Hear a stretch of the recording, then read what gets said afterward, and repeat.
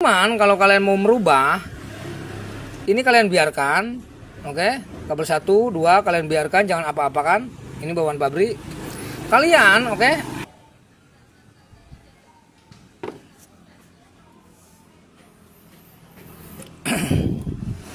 Oke, teman-teman, ini kebetulan ada motor Soul GT ya. PJM FI, Soul GT, Mio J, X-Red, ini sama kalau terjadi kasus-kasus seperti pada motor ini.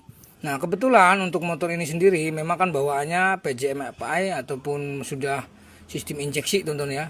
Nah, di sini kenapa alasannya pengguna minta untuk motor ini dilakukan perubahan, teman-teman ya, untuk pengapiannya. Dan untuk perubahan ini pastinya semua dari throttle body dan semua kelistrikan minta dirubah. Karena apa? Untuk motor Soul GT ini sendiri, ini sudah terjadi 2 kali katanya. Pengendara ini melakukan pergantian yang namanya ECU, teman-teman ya. Dimana ECU ini selalu tidak awet. 1 bulan, 2 bulan pasti kebakar, mati, kabel bodi selalu hangus. Itu informasinya. Makanya dibawa ke sini untuk dilakukan perubahan, perombakan semuanya, teman-teman ya, dari kabel bodi, sistem kelistrikan, pengapian, intinya semuanya, teman-teman ya. Nah, ini untuk teman-teman mungkin punya unit yang sama, terjadi hal seperti ini yang sama, mungkin punya niatan merubah sistem pengapian ataupun sistem pembakarannya menggunakan sistem konvensional karburator seperti ini. Nah, ini penting sekali, teman-teman ya. Langkahnya apa saja sih yang harus kita rubah? Nah, ini untuk teman-teman yang lagi belajar ya. Nah, cara ini berlaku buat motor apapun, motor injeksi, teman-teman ya. Nah, langkah pertama yang perlu teman-teman lakukan wajib, teman-teman ya. Nah, pertama kalian fokus di CDI ini. Apabila kalian mau melakukan perombakan atau melakukan perubahan pada setiap unit, kalian fokus mau pakai CDI apa? Contohnya ini, teman-teman ya. Kita menggunakan CDI Shogun, teman-teman ya. Oke. Nah, berarti kenapa kita harus fokus di CDI sini? Karena untuk tipe CDI ini mempengaruhi ke tonjolan pick up yang ada di sana, teman-teman. Oke. Untuk pick up, tonjolan pada pick up pulser itu wajib sekali kita sesuaikan dengan tipe pengapian yang mau dipakai. Misalkan kalian mau pakai smash, ya kalian mengikuti jarak panjang titik pick up smash. Nah, kebetulan ini kita pakai Shogun, teman-teman ya. Kita sesuaikan dengan pick up panjangnya punya Shogun, yaitu ada di 14 mm, teman-teman ya. Nah, untuk Shogun itu hampir sama dengan Supra C-Series sama, teman-teman ya. Nah, ini oke.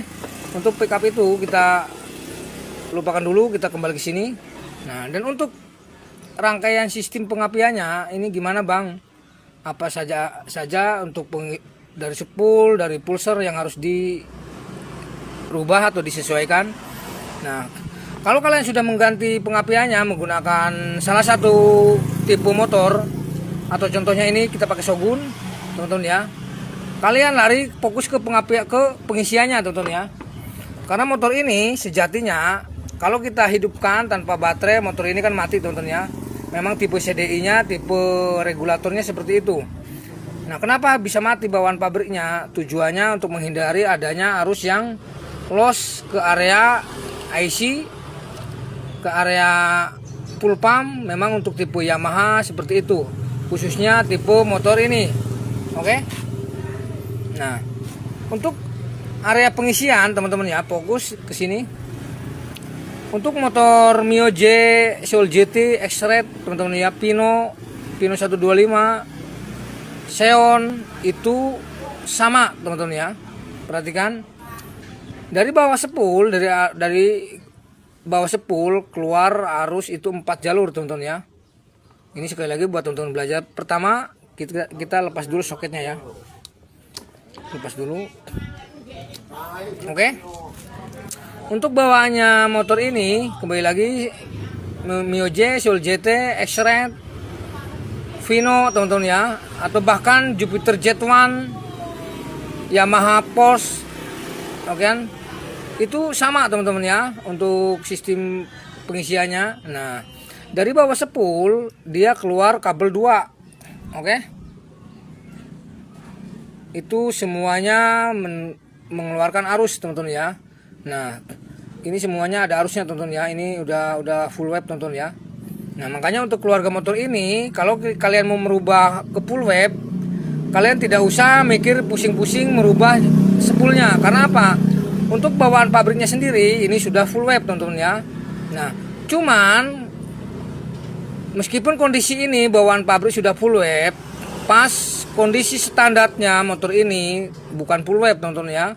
Karena apa? Untuk bawaannya pabrik, meskipun dari bawah ini sudah jalur 2, dia diangkat ke area regulator, ke kiprok, itu sudah menjadi hal web, teman-teman ya. Kenapa seperti itu? Karena begini, untuk sistem kerjanya motor Mio J Seoul GT, perhatikan ke soket bawaannya pabrik. Oke. Di sini ada kabel putih dan hitam. Ini masih bawaan pabrik, teman-teman ya. Nantinya kan terkoneksi seperti ini. Nah, kalau jalur 2 ini satu, dan ini yang atas dan bawah kita tancapkan seperti ini. Ini kembali lagi masih bawaan pabrik, teman-teman. Misalkan kalau ini nanti terkoneksi di warna hitam ini, untuk masih bawaan pabrik, ini nantinya akan menjadi ground, teman-teman. Oke. Untuk masih bawaan pabrik, teman-teman ya. Makanya kalau kita lepas seperti ini, ground ini sudah lepas dari rangka, dari mesin. Sekali lagi, itu settingan bawaan pabriknya, teman-teman ya. Makanya untuk motor ini tanpa baterai pasti mati, karena memang untuk menghindari terjadinya overloss arus yang nantinya akan membahayakan ECU atau IC full pump yang berujung mesti terbakar, teman-teman ya. Masalahnya untuk motor ini sudah 2 kali terbakarnya ECU. Itu informasi yang punya. Nah, sebetulnya ini motor ini sudah saya kerjakan sudah beberapa minggu.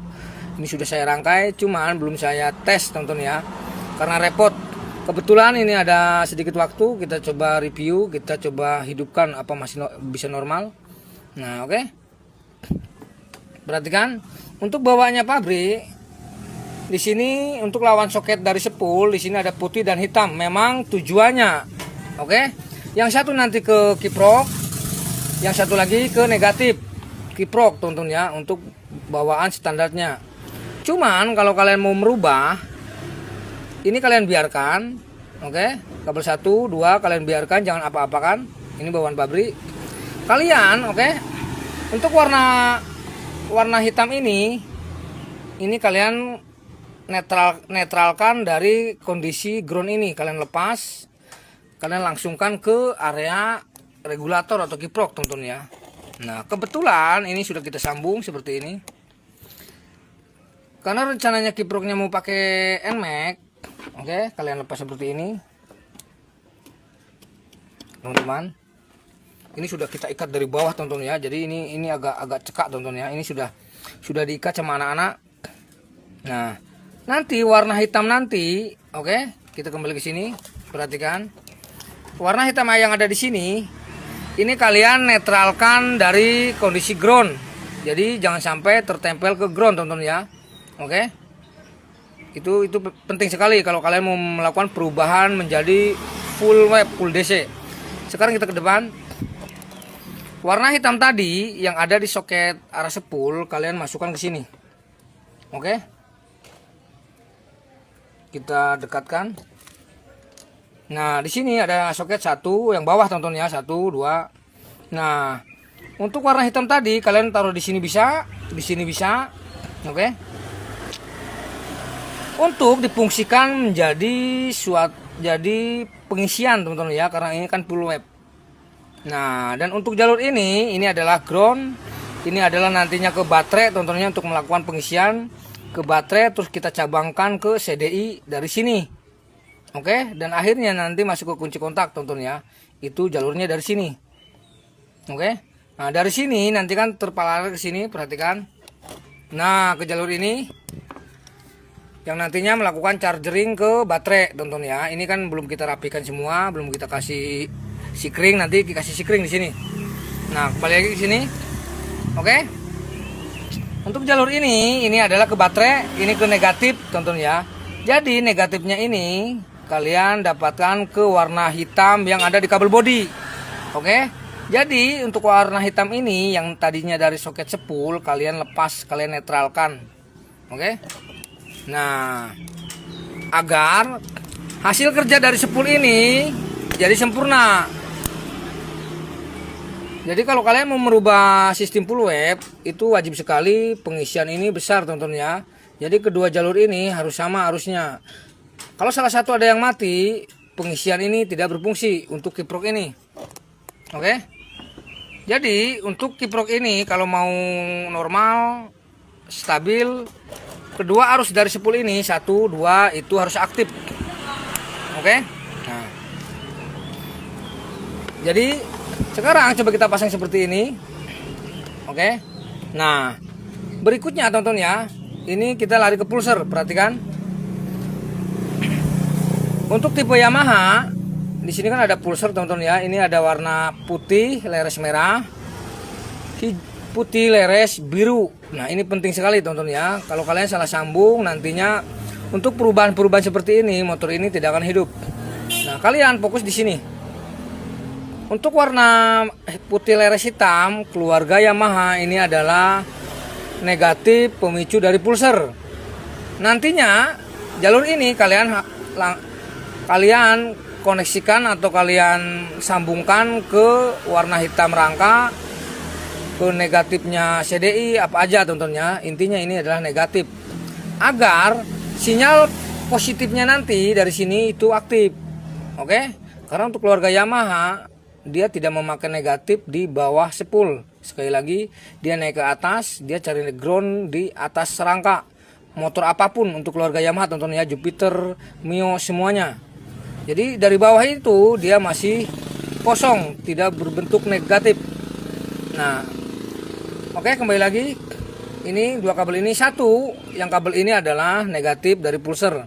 Nantinya kalian sambungkan ke arah ground CDI, misalkan ke sini. Nah, ini sudah saya sambung tadi. Oke. Nah, warna putih leres merah ini kita sambungkan ke ground CDI sama aja. Ini nantinya akan terkoneksi ke rangka, teman-teman ya.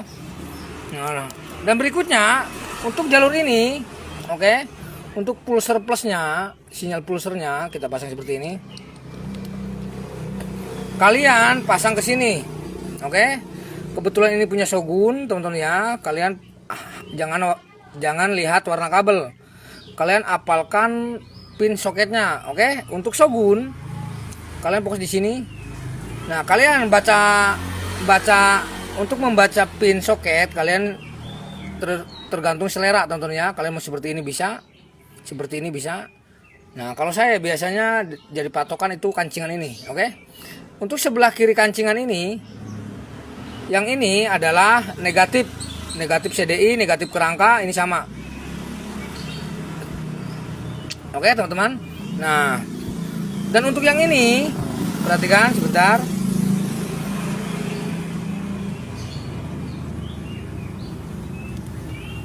Oke. Ini adalah negatif teman-teman ya. Nah, untuk yang biru ini adalah jalur warna pulser plus teman-teman ya, dari kabel ini. Oke, ini plus. Warna putih leres biru. Ini plus, jangan kebalik teman-teman. Kalau kebalik motor ini kadang-kadang mau hidup teman-teman ya. Cuman biasanya motor ini tidak mau jalan ke depan, dia pasti ke belakang. Itu ada kasus seperti itu. Nah, dan yang kuning ini nantinya kalian buang ke koil ini. Oke, di sini kita masukkan ke koil. Nah, dan yang pink ini teman-teman ya, ini adalah pembuangan dari kunci kontak. Nah, coba kita tes. Oke, teman-teman, kita coba tes ya. Nah, perhatikan. Karena kita cari negatif positif, ini di negatif teman-teman ya. Nah, perhatikan. Untuk jalur ini nanti pembuangan dari kunci kontak teman-teman ya. Jadi untuk kabel dari sini, dari sikring dia akan masuk ke atas. Ya kan, ke atas ke baterai ke kontak, dari kunci kontak dia masuk ke coklat dan disampaikan kita ke sini. Nanti sambungan ke sini ya. Nah, untuk arusnya sendiri perhatikan. Oke. Ini kunci kontak kita buka, harus aktif ya, teman-teman. Oke. Kita matikan, mati. Aktif. Nah, sebelum kita ngetes, kita pastikan bahwasanya pulser ini sudah aktif. Nah, ingat ini adalah negatif dari pulser dari jalur putih leres merah. Dan yang positifnya biru leres putih leres biru dia ada di sini. Kita tes. Kita masukkan seperti ini, coba kita double starter, ini harus berkedip tentunya mengikuti magnet pick up magnet yang di bawah.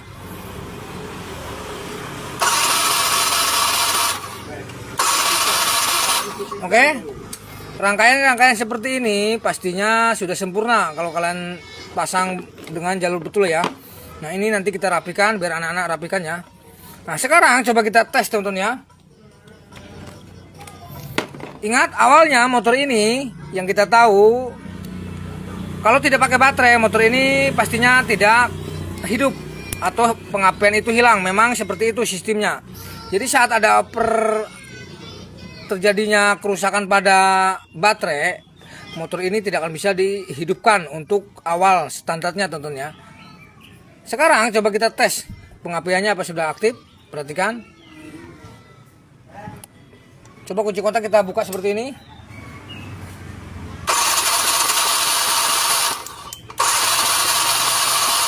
Oke, teman-teman. Sudah aktif ya. Nah, sekarang coba kita pasang busi, teman-teman ya.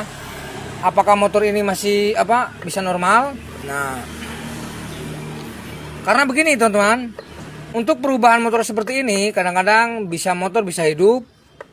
Cuman dia untuk stasionernya ini terkadang susah. Itu kalau settingan di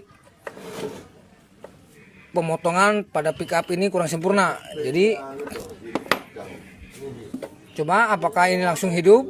Nah, dan nanti kalau sudah hidup kita lepas baterai ini. Harusnya kalau rangkaian sudah benar motor ini akan tetap hidup. Karena apa? Arus 12 volt ke CDI dia didapat dari sini. Oke. Sekarang coba kita hidupkan dulu. Coba hidupkan. Nanti setelah hidup kita lepas baterainya ya.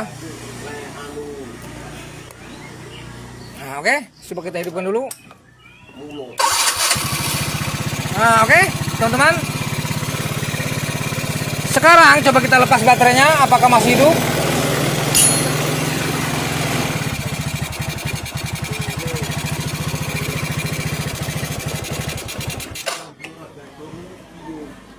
Sebentar teman-teman ya. Ini kita kerjanya sendiri teman-teman ya. Ini kebetulan anak-anak sudah pulang.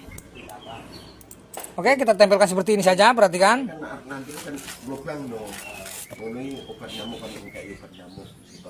Coba kita double starter teman-teman ya. Bentar.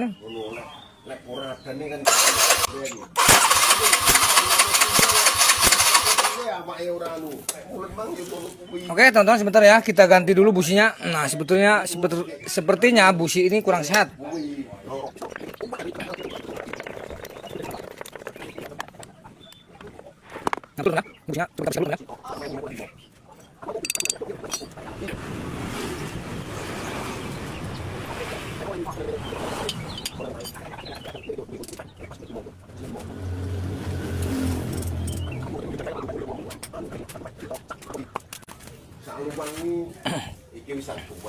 Oke teman-teman, kita pakai busi motor sebelah.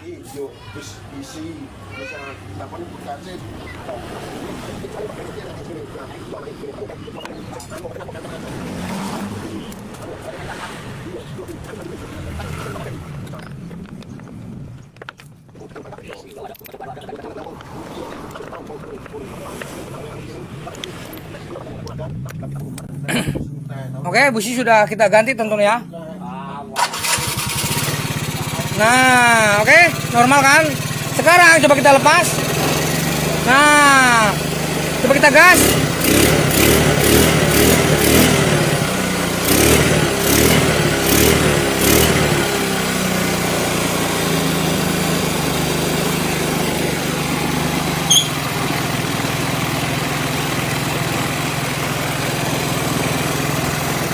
Oke teman-teman, ini tanpa baterai ya, kita lepas seperti ini.